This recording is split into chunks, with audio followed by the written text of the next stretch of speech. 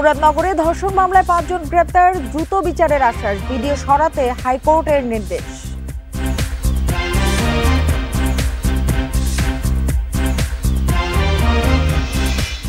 NBR কর্মীরা কাজে যোগ না দিলে কঠোর ব্যবস্থার হুঁশিয়ারি, ৬ জনের বিরুদ্ধে দুদকের তদন্ত শুরু।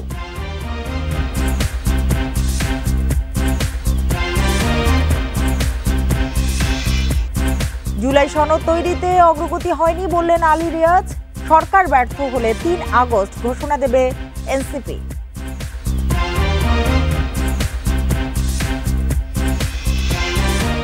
কাজ শেষ না করেই টাকা তুলে নিল লিয়াকত শিকদার সহ পলাতক ১০ ঠিকাদার, জড়িত শিক্ষা প্রকৌশল কর্মকর্তারা।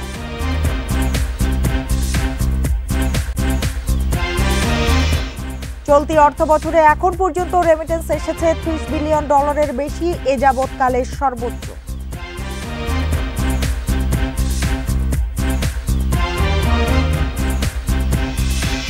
আমন্ত্রণ বিরতিহীন রাত ৯টায় বাংলাদেশে, আপনাদের সঙ্গে আছি আমি সুমনা সিমি। এতক্ষণ জানাচ্ছিলাম শিরোনামগুলো, এবার জানাবো পুরো খবর।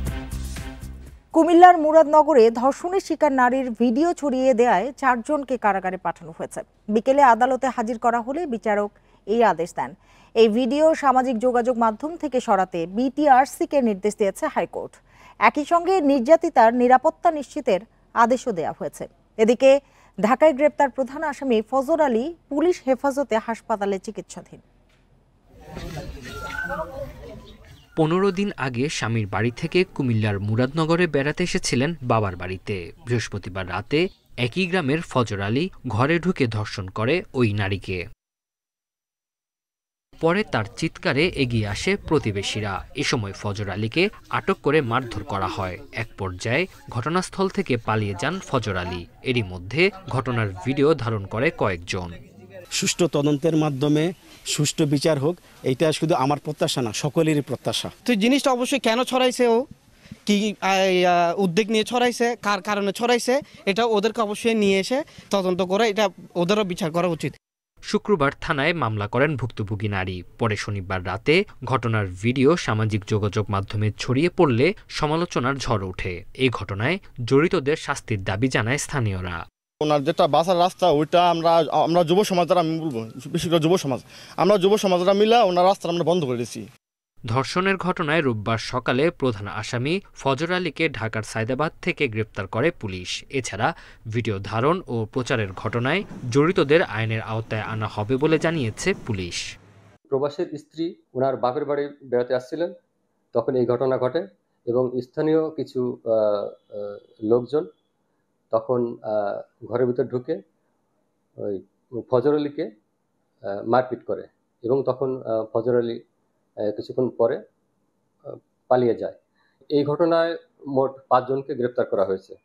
ঘটনার পর মেডিকেল পরীক্ষা সম্পন্ন হয়েছে ভুক্তভোগী নারীর। Independent news. কুমিল্লায় ধর্ষণের ঘটনায় সর্বোচ্চ গুরুত্ব দিয়ে দ্রুত বিচার সম্পন্ন করার আশ্বাস দিয়েছেন আইন উপদেষ্টা আসিফ নজরুল। দুপুরে রাজধানীর ফরেন সার্ভিস একাডেমিতে উপদেষ্টা পরিষদের বৈঠকের বিষয়ে ব্রিফিংয়ে তিনি এই আশ্বাস দেন। সাথে সাথে ব্যবস্থা নিয়েছে। প্রধান আসামি সহ যারা এই ছবিগুলো ছড়িয়ে দেওয়ার কাজটা করেছে, অত্যন্ত দায়িত্বহীন অপরাধমূলক কাজটা করেছে, সবাইকে গ্রেফতার করা হয়েছে। আপনারা জানেন আমরা ধর্ষণ সংক্রান্ত যে আইন আছে সেটার অ্যামেন্ডমেন্ট করেছি। দ্রুততম সময় আপনারা মাগুরার ক্ষেত্রে আপনারা বিচারও দেখেছেন। এটা আমরা সর্বোচ্চ গুরুত্ব দিয়ে এই ঘটনার বিচার করব, এটা আমরা বদ্ধপরিকর। কুমিল্লার মুরাদনগরে এক নারীকে নির্যাতনের ঘটনায় তীব্র নিন্দা ও উদ্বেগ জানিয়েছেন বিএনপি মহাসচিব মির্জা ফখরুল ইসলাম আলমগীর। বিকেলে এক বিবৃতিতে তিনি বলেন, ফ্যাসিবাদী আমলের মতো সংখ্যালঘুদের ঘরবাড়ি দখল ও নির্যাতন করে অন্যের ঘাড়ে দোষ চাপানোর ধারাবাহিকতা এখনো চলছে। একজন উপদেষ্টা নিজের স্বার্থ সিদ্ধির জন্য মুরাদনগরে ক্রমাগত ক্ষমতার অপব্যবহার করে যাচ্ছেন বলেও অভিযোগ করেন মির্জা ফখরুল। বলেন, নারী নির্যাতনকারী অপরাধীদের কোনো রাজনৈতিক পরিচয় থাকতে পারে না। অবিলম্বে দুষ্কৃতিকারীদের দৃষ্টান্তমূলক শাস্তিরও জোর আহ্বান জানান বিএনপি মহাসচিব। বলেন, সাম্প্রদায়িক সম্প্রীতি বিনষ্ট করে রাজনৈতিক ফায়দা লোটার আওয়ামী নোংরা কৌশলেরই পুনরাবৃত্তি দেখা যাচ্ছে।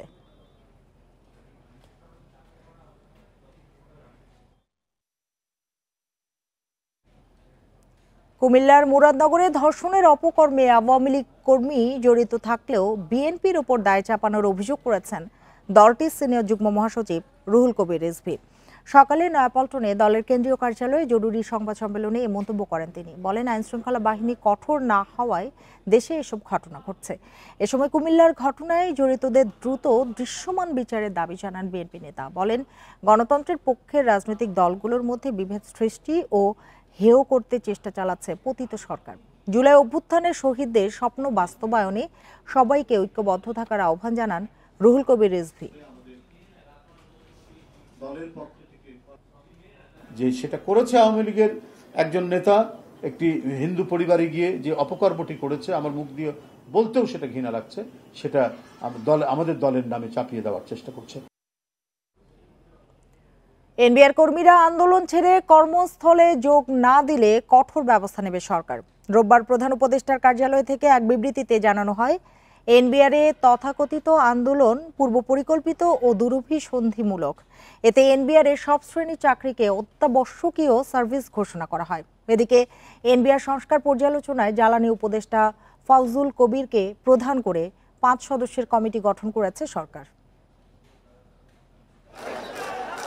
আয়কর, ভ্যাট ও কাস্টমসে সারা দেশে একযোগে ডাকা এনবিআর সংস্কার ঐক্য পরিষদের কমপ্লিট শাটডাউন কর্মসূচির দ্বিতীয় দিনেও এনবিআরের প্রধান ফটকের সামনে অবস্থান নেন কর্মকর্তা কর্মচারীরা। দাবির পক্ষে বিভিন্ন কর অঞ্চল থেকে এসে কর্মসূচিতে যোগ দেন তারা। অর্থ উপদেষ্টা প্রথমে আলোচনার আহ্বান জানালেও সাড়া না দিয়ে কর্মসূচি অব্যাহত রাখেন আন্দোলনকারীরা। রোববার আলোচনার জন্য এনবিআর সংস্কার ঐক্য পরিষদের 20 সদস্য প্রস্তুত হলেও সাড়া দেয়নি সরকার। ঠিক আছে, বৈঠক হবে না, ওটা আমি বলতে। কঠোর অবস্থানে গিয়ে অন্তর্বর্তী সরকার বিবৃতিতে জানায়, কর্মসূচি প্রত্যাহার না করলে কঠোর অবস্থান নেওয়া হবে। বিবৃতিতে বলা হয়, আন্দোলনে অর্থ বছরের শেষ 2 মাসে রাজস্ব আদায় কার্যক্রম মারাত্মকভাবে বাধাগ্রস্ত হয়েছে। তাই এই আন্দোলন তথাকথিত ও দুর্বিসন্ধিমূলক। পাশাপাশি দেশের সব customs house, ICD, bond commissionerate ও শুল্ক স্টেশনের চাকরিকে অত্যাবশ্যকীয় সার্ভিস ঘোষণা করে অন্তর্বর্তী সরকার। তবে আন্দোলনকারীরা জানান, আলোচনার মাধ্যমে সমস্যার সমাধান করতে চান তারা। কারণ আমরা যে জায়গায় এসে দাঁড়িয়ে আছি, এটি একটি ক্রাইসিস তৈরি হয়ে গেছে অনেক বড়। সরকার নিশ্চয়ই অনুধাবন করার কথা। বিজনেস কমিউনিটিও গতকাল আপনাদেরকে জানিয়েছেন সেই কথাটি। তো এই সংকটটা নিরসন করার সদিচ্ছা আছে মনে করছি আমরা। অর্ডিন্যান্স সংশোধনের বিষয়টা নিয়ে আলোচনা হবে, চেয়ারম্যান মহোদয়ের অপসারণের বিষয় নিয়ে আলোচনা হবে, আমাদের যে বদলি এবং পোস্টিংয়ের যে বিষয়টা আছে এটাকে বাতিল করার জন্য বলা হবে, এবং এনবিআর যে পুলিশ এবং এখানে যে সভা সমাবেশ নিষিদ্ধ করে যে আদেশ দেওয়া হয়েছে এই আদেশ বাতিল করার জন্য বলা হবে। 22 জুন থেকে দ্বিতীয় দফা শুরু হওয়া আন্দোলন রূপ নিয়েছে চেয়ারম্যান অপসারণের 1 দফা দাবিতে। তবে শাটডাউনের আওতামুক্ত ছিল আন্তর্জাতিক যাত্রী সেবা। তৌহিদ রানা, ইন্ডিপেন্ডেন্ট নিউজ, ঢাকা। অবৈধ সম্পদ অর্জনের অভিযোগে এনবিআরের 6 কর্মীর বিরুদ্ধে দুর্নীতির তদন্ত শুরু করেছে দুর্নীতি দমন কমিশন। রোববার দুদকের মহাপরিচালক মোহাম্মদ আক্তার হোসেন বিষয়টি নিশ্চিত করেছেন। তিনি বলেন, অভিযোগ যাচাই বাছাই করে অনুসন্ধান শুরু হয়েছে। অভিযুক্তদের মধ্যে রয়েছেন এনবিআর সংস্কার ঐক্য পরিষদের সভাপতি ও অতিরিক্ত কমিশনার হাসান তারেক রিকাবদার। এছাড়া অন্যান্য অভিযুক্তরা হলেন এনবিআর সদস্য AKM বদিউল আলম, কর অঞ্চল 8-এর মির্জা আশিক রানা, কর কমিশনার মোহাম্মদ মোর্শেদ উদ্দিন খান, যুগ্ম কমিশনার মোনালিসা শাহরিন সুস্মিতা এবং কাস্টমস, এক্সাইজ ও ভ্যাট কমিশনারেটের অতিরিক্ত কমিশনার সাধন কুমার কুন্ডু। গত 20-25 বছর ধরে বিভিন্ন স্টেশনে চাকরিকালীন বিভিন্ন ব্যক্তি ও প্রতিষ্ঠানকে শুল্ক, ভ্যাট ও কর পাতির সুযোগ করে দিয়ে ও নিজে লাভবান হয়ে রাষ্ট্রকে ক্ষতিগ্রস্ত করার মাধ্যমে দুর্নীতি, স্বজনপ্রীতি, অনিয়মের মাধ্যমে গাতোয়ায় বহির্ভূত অবৈধ সম্পদ অর্জন করেছেন। ঐক্যমত্য গঠনে আশানুযায়ী অগ্রগতি হয়নি, শঙ্কা দেখা দিয়েছে সময় মতো জুলাই সনদ তৈরিতেও। এমন মন্তব্য করেছেন কমিশনের সহ সভাপতি অধ্যাপক আলী রিয়াজ।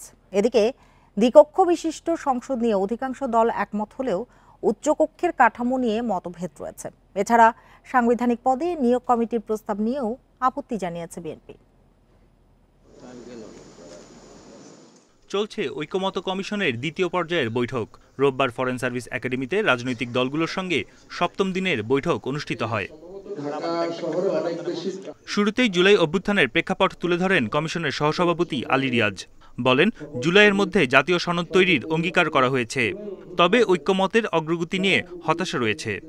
7 দিন ধরে আমরা আলোচনা করেছি, বিভিন্ন বিষয়ে অগ্রগতি হলেও সত্যি কথা হচ্ছে যে আশাব্যঞ্জক অগ্রগতি ক্ষেত্রে আমরা খানিকটা পিছিয়ে আছি।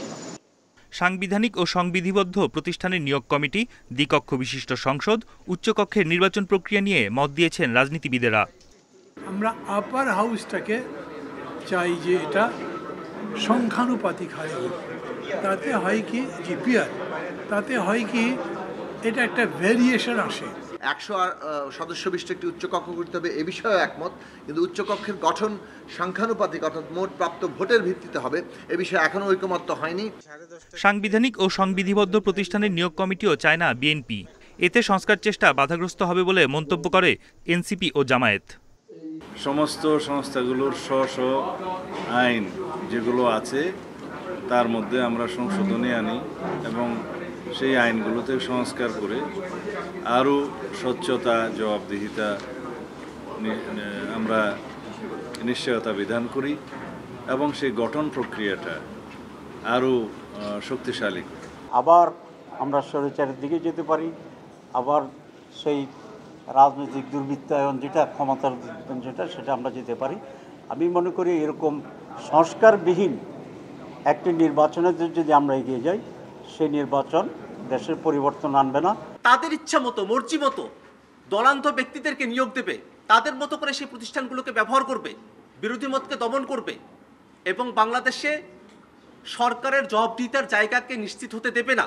এমন পরিস্থিতি বাংলাদেশে যারা তৈরি করতে চাচ্ছে, তাদের সঙ্গে বাংলাদেশের আপামর জনতার কোনো সংযোগ নেই। বুধবার রাজনৈতিক দলগুলোর সঙ্গে আবারও সংলাপ করবে ঐক্যমত কমিশন। বন ইবনে কামাল, ইন্ডিপেন্ডেন্ট নিউজ, ঢাকা। জুলাই ঘোষণাপত্র দিতে সরকার ব্যর্থ হয়েছে অভিযোগ করে 3 আগস্ট কেন্দ্রীয় শহীদ মিনারে ছাত্র জনতার উপস্থিতিতে ঘোষণাপত্র ও ইশতেহার পাঠের ঘোষণা দিয়েছে এনসিপি। সকালে রাজধানীর বাংলা মোটরে দলের কেন্দ্রীয় কার্যালয়ে সংবাদ সম্মেলনে এ ঘোষণা দেন পার্টির আহ্বায়ক নাহিদ ইসলাম। জুলাই অভ্যুত্থানের বর্ষপূর্তি উপলক্ষে মাসব্যাপী কর্মসূচি নিয়ে বাংলা মোটরে সংবাদ সম্মেলন করে জাতীয় নাগরিক পার্টি এনসিপি।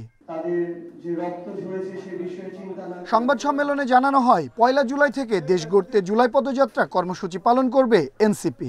শহীদ আবু সাইদের কবর জিয়ারতের মধ্য দিয়ে এই পদযাত্রা শুরু হবে বলে জানায় দলটি। 30 জুলাই পর্যন্ত আমাদের সারা বাংলাদেশ ব্যাপী আমাদের 64টা জেলায় জুলাই পদযাত্রা হবে। আমরা এই পদযাত্রার নাম দিয়েছি দেশ গড়তে জুলাই পদযাত্রা। 16 জুলাই বৈষম্য বিরোধী শহীদ দিবস ও 5 আগস্ট ছাত্র জনতার মুক্তি দিবস পালনের আহ্বান জানান এনসিপির আহ্বায়ক। বৈষম্য বিরোধী শহীদ দিবস 16 জুলাই, ফলে সেই দিনকে আমরা বৈষম্য বিরোধী শহীদ দিবস হিসেবে পালন করব এবং সারা দেশে শহীদদের জন্য দোয়া মাহফিল এবং স্মরণ সভা অনুষ্ঠিত হবে। জুলাই ঘোষণাপত্র দিতে সরকারের ব্যর্থতার অভিযোগ তোলেন নাহিদ ইসলাম। শেখ হাসিনার পদত্যাগে 1 দফা ঘোষণার দিন 3 আগস্ট কেন্দ্রীয় শহীদ মিনারে জুলাই ঘোষণাপত্র ও ইশতেহার পাঠের ঘোষণাও দেন তিনি। 3রা আগস্ট শহীদ মিনারে ছাত্র জনতার জুলাই ঘোষণাপত্র ও ইশতেহার পাঠ কর্মসূচি অনুষ্ঠিত হবে। আওয়ামী লীগ নিষিদ্ধের আন্দোলনের প্রেক্ষিতে 30 কার্যদিবস বলা হয়েছিল, সেই 30 কার্যদিবস পার হয়ে গিয়েছে, কিন্তু সরকার কোনো ধরনের উদ্যোগ আমরা দেখিনি। 8 আগস্ট নতুন বাংলাদেশ দিবস পালনের সিদ্ধান্ত থেকে সরকারকে সরে আসার আহ্বান জানায় এনসিপি। আনোয়ার সাদাত নূর, ইন্ডিপেন্ডেন্ট নিউজ, ঢাকা। 16 জুলাই পালিত হবে জুলাই শহীদ দিবস, আর 5 আগস্ট পালন করা হবে গণ অভ্যুত্থান দিবস। রোববার উপদেষ্টা পরিষদের বৈঠকে এসব সিদ্ধান্ত নেওয়া হয়েছে। ফেসবুক পোস্টে প্রেস সচিব শফিকুল আলম জানিয়েছেন, 8 আগস্ট কোনো বিশেষ দিবস পালিত হবে না। এর আগে গত বুধবার 8 আগস্ট নতুন বাংলাদেশ দিবস ঘোষণা করে সরকার। এতে আপত্তি জানান এনসিপির 3 নেতা সার্জিস আলম, হাসনাত আব্দুল্লাহ ও আক্তার হোসেন। ছাত্র জনতার অভ্যুত্থানে গত বছরের 5 আগস্ট শেখ হাসিনা সরকারের পতন হয়। এর 3 দিন পর 8 আগস্ট অধ্যাপক মোহাম্মদ ইউনূসের নেতৃত্বে গঠিত হয় অন্তর্বর্তী সরকার। ছাত্র জনতার আন্দোলনে 16 জুলাই গুলিবিদ্ধ হয়ে প্রথম নিহত হন রংপুরের বেগম রোকেয়া বিশ্ববিদ্যালয়ের শিক্ষার্থী আবু সাইদ, যিনি জুলাই গণ অভ্যুত্থানের প্রথম শহীদ।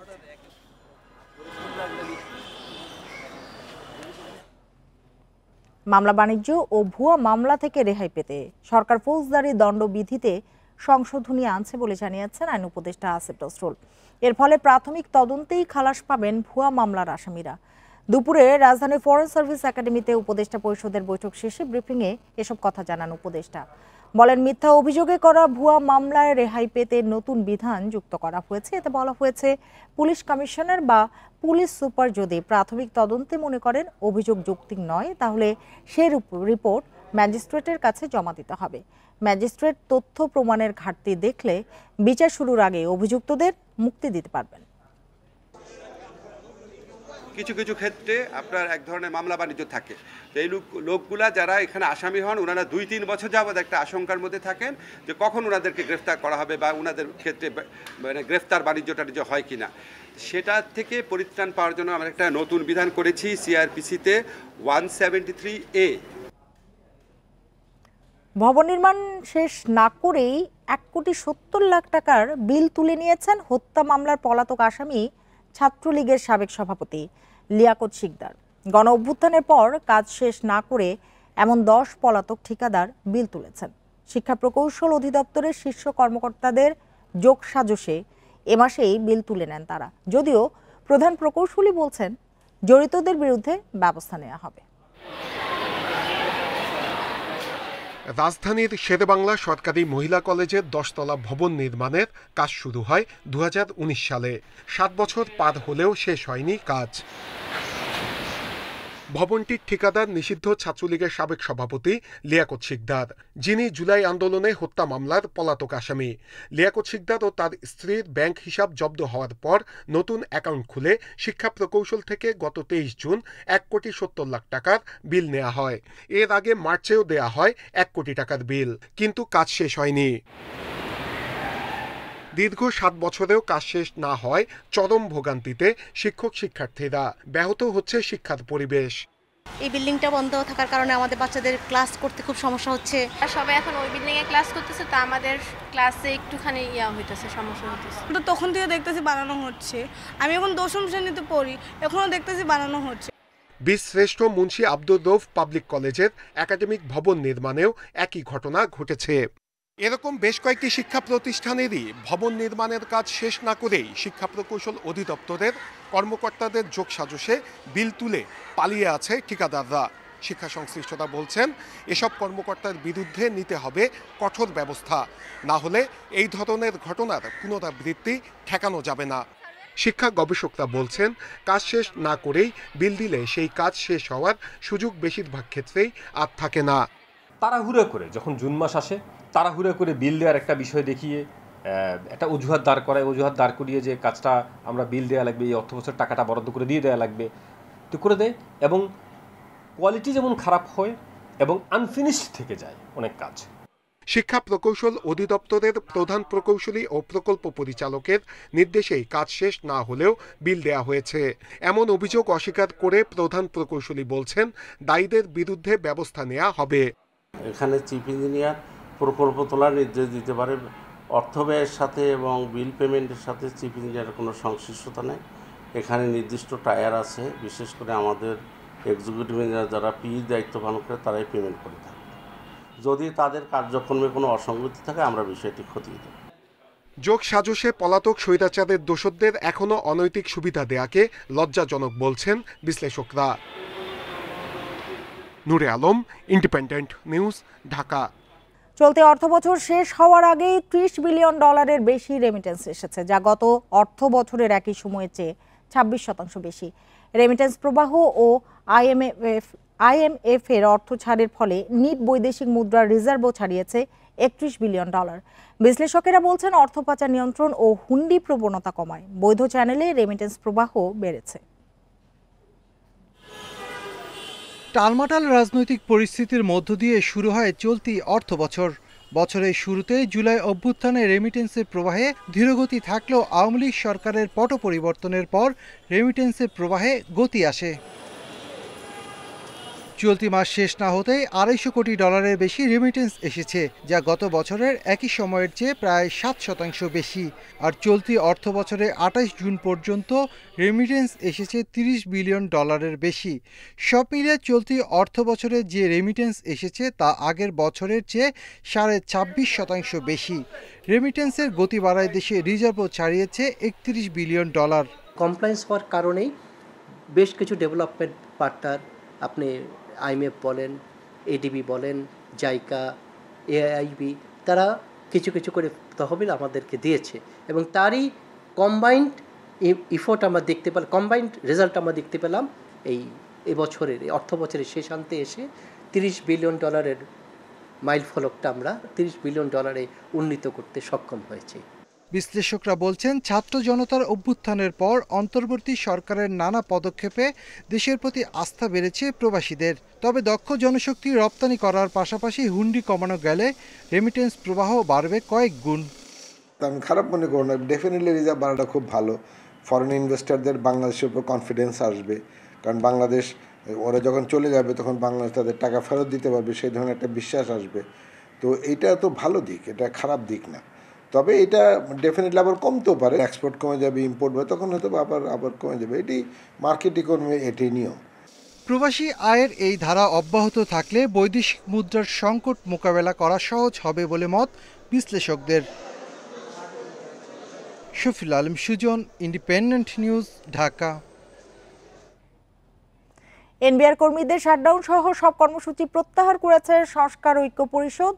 এ নিয়ে বিস্তারিত জানাতে রাজধানী তেজগাঁয়ের BCI কার্যালয় থেকে আমাদের সাথে যোগ দিয়েছেন সহকর্মী আমিরুল ইসলাম। আমিরুল, একটু জানতে চাই যে শাটডাউন সহ সব কর্মসূচি প্রত্যাহার করা হয়েছে, কি ধরনের আশ্বাসে বা কি ধরনের আলোচনার মাধ্যমে এই সংকট সমাধান হলো?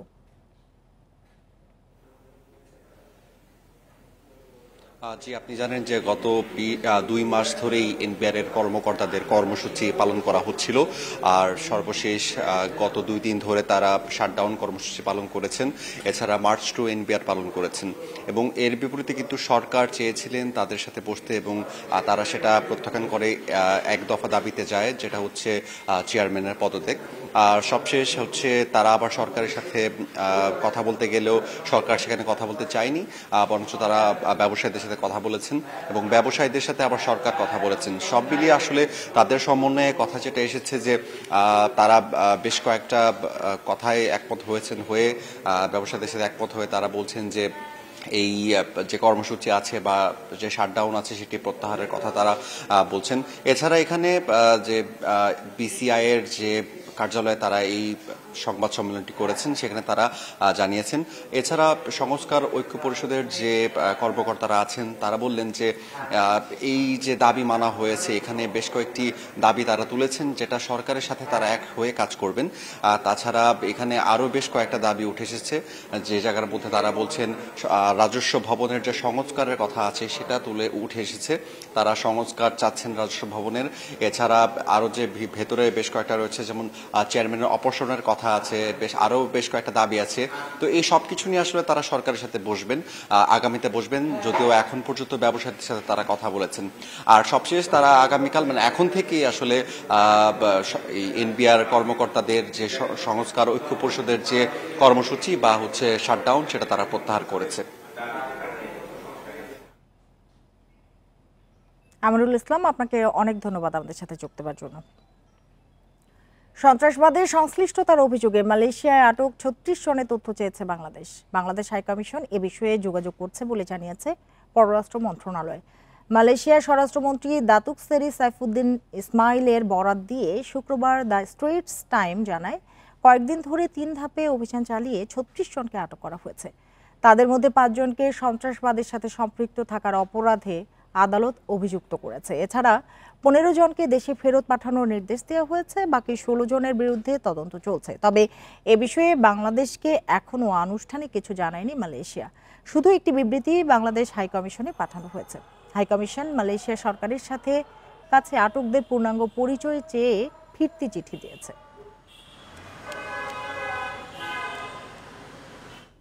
আর এই ছিল এখনকার সংবাদ। ইন্ডিপেন্ডেন্ট টেলিভিশনে সব খবরের বিস্তারিত জানতে চোখ রাখুন ফেসবুক, ইউটিউব এবং এক্সে। ধন্যবাদ সবাইকে এতক্ষণ সাথে থাকার জন্য।